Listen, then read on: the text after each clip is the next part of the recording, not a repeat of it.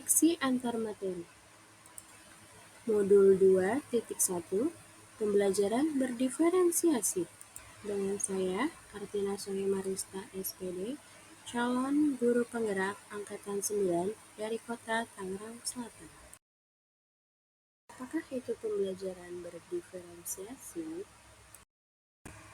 Pembelajaran diferensiasi adalah pendekatan dalam proses pendidikan di mana guru mengakui perbedaan individual di antara siswa dan menyesuaikan metode pengajaran, materi, serta penilaian sesuai dengan kebutuhan dan kemampuan masing-masing siswa.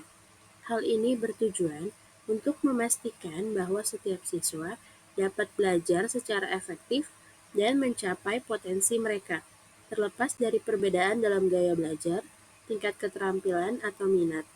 Pembelajaran diferensiasi memungkinkan siswa untuk merasa dihargai, terlibat aktif dalam proses pembelajaran mereka.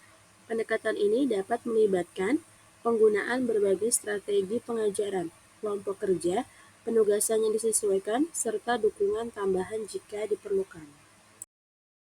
Bagaimana cara untuk melakukan pembelajaran berdiferensiasi di kelas? Agar dapat melakukan pembelajaran berdiferensiasi, guru harus 1. Memahami tujuan pembelajaran. 2. Mengetahui dan merespon kebutuhan murid. 3. Menciptakan lingkungan belajar yang mengundang murid untuk belajar. Keempat, lakukan manajemen kelas yang efektif. Dan yang kelima, lakukan penilaian berkelanjutan. Berkaitan dengan kebutuhan belajar murid, guru harus memahami 3 aspek berikut. Pertama, kesiapan belajar murid atau readiness. Kedua, minat murid. Dan yang ketiga, profil belajar murid. Berkaitan dengan kebutuhan belajar murid, guru harus memahami 3 aspek berikut: kesiapan belajar murid, readiness, kemampuan awal yang harus dimiliki oleh peserta didik untuk menunjang keberlangsungan proses pembelajarannya. Oleh karena itu, guru perlu mengidentifikasi kesiapan belajar peserta didik agar mampu merancang strategi pembelajaran yang sesuai dengan kebutuhan peserta didik.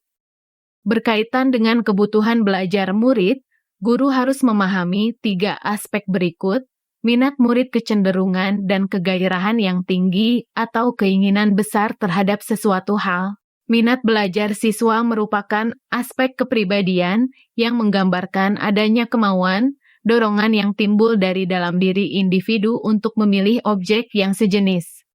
Berkaitan dengan kebutuhan belajar murid, guru harus memahami 3 aspek berikut: profil belajar murid untuk dapat mengenali dan memahami karakteristik peserta didik. Salah satu manfaat ketika guru mengenali dan memahami karakter siswa adalah proses belajar mengajar yang berlangsung dengan lebih baik. Karakteristik anak yang satu berbeda dengan anak lainnya.